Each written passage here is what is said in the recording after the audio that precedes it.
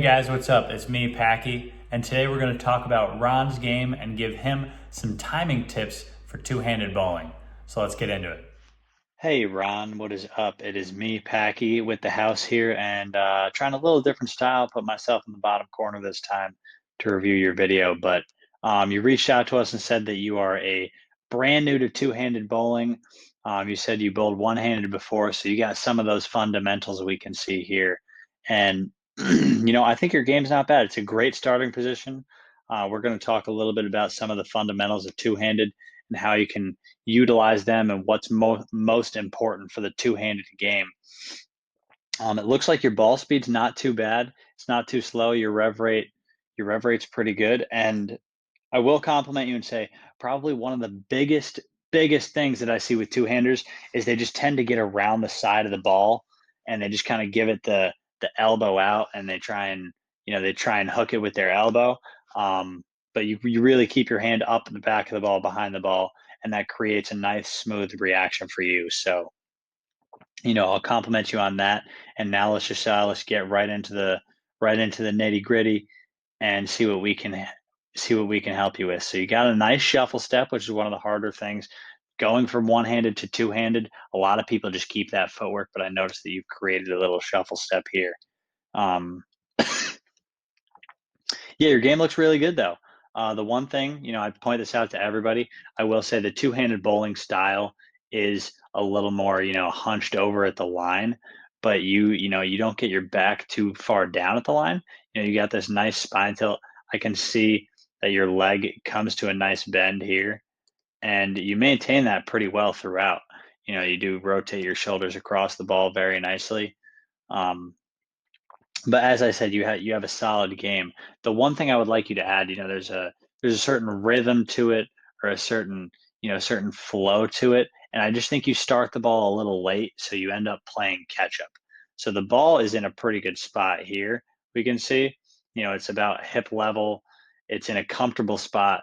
But if you notice, you during your five-step approach, one, two, on the third step, when this left foot starts to come up right here, when that left foot starts to come up, that's when we see the ball make its first movement. So the ball right here should actually be moving forward towards the pins a little earlier than that third step. It should really be on the second step. So right, the second this foot comes off the ground, that's when we should see this ball moving forward a little bit into that range or dropping down or whatever's most comfortable for you. It doesn't have to be, I'm not one of those guys that pushes. It should always be push out in front, then swing it back. It should never be higher than the head. Everybody has a different game, a different style. So I would say during the second step, it's important to start that push away. And I notice that the ball really starts to push away as that foot comes to the ground. So I would say, right around here, it should be starting to get pushed away instead of as this left foot down here is starting to come up off the ground. So as it comes up off the ground, you notice that ball starts to get pushed away or drop down. But I think if we could utilize a push away right in this range, if we could start pushing that ball away right here, I think that would be a little more beneficial to kind of the flow and the tempo of your approach. So because of that, we end up in this position right here where as we come to the line, I can tell you're getting a little bit slower. you know you're you're trying to make the ball do something at this rate. You're pulling it back instead of letting your body pull the ball back on its own. You're using your arms to pull the ball back. So one thing I would try and practice, and this can be in the mirror, it can be at your house. It doesn't have to be at the bowling center. It is great to go out to the center and practice, but I would look in a mirror and practice getting that ball moving on the second step, starting that push away or starting to drop it in.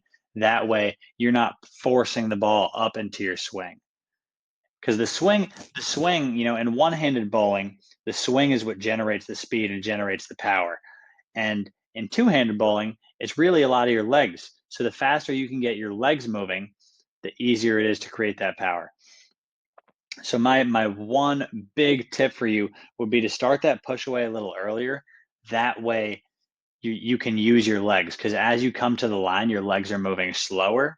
and we want them to, move faster as we get closer to the line to throw the ball fast and to create that power from the two-handed game. Whereas since you push the ball away a little late, you slow your legs down to play catch up, it looks like. So you kind of have this shuffle as you come to this shuffle step right here. It's almost like you stop moving for a second before you go back into that slide. So I would say, really just work on pushing the ball away a little earlier. And then the only other thing I would say would be to try and work, really work on that knee bend. You release it from a pretty high point up in the air. So if we're talking about, releasing the ball, we want to release it, around, we want the ball to probably be around here where we release it, another 6 to 12 inches lower. You release it from pretty high up point on the lane. So if you could just get that knee bend a little lower, your spine tilt's in a great spot, but if you could just bend your knee a little more, get the ball a little closer to the ground, and that's going to be a lot easier to fix than something like your push away, which is a timing thing. Timing things are always a little harder to fix. But I would say, really try and get that knee a little lower to the ground, or get that, almost like you're sitting in a chair. You just get a little lower to the ground, and really try and release the ball smoother onto the lane, and that'll create a lot nicer ball motion for you, and it'll be more consistent off of your hand. But yeah, I think, you got a great starting point. We can talk about some other things next time you send in a video, but you got a great starting point. You said this is one of your first practice sessions ever bowling two-handed, and I already think you have a great game. You've switched the footwork, so you have some pretty good footwork, and as we get that push away a little sooner, the footwork will become faster and it'll become a little more natural to you. So we love you sending in a video, Ron. We appreciate it, and we look forward to seeing you improve your game and seeing one next time. So just for those 2 tips, tip number 1, I would say start that push away a little sooner, right around the start of that second step. And then the second tip would just be to sit down as you come to the line, a little lower to the ground. That'll get your hand a little lower to the ground and get your ball released nice and smooth onto the lane. So thanks for sending in a video. We really appreciate it. We look to seeing you improve, and we look to helping you build your two-handed game. Thanks for sending one in, and we'll see you next time. Thanks for watching, guys, and if you want to see another video like that, give our channel a like, subscribe to the channel. You can even join our membership, but as always, there is a 50% discount down below in the comments if you want a coaching review of your own from one of us house members. So, I think it's a good idea, but it's up to you. So, subscribe to our channel. Thanks for following along.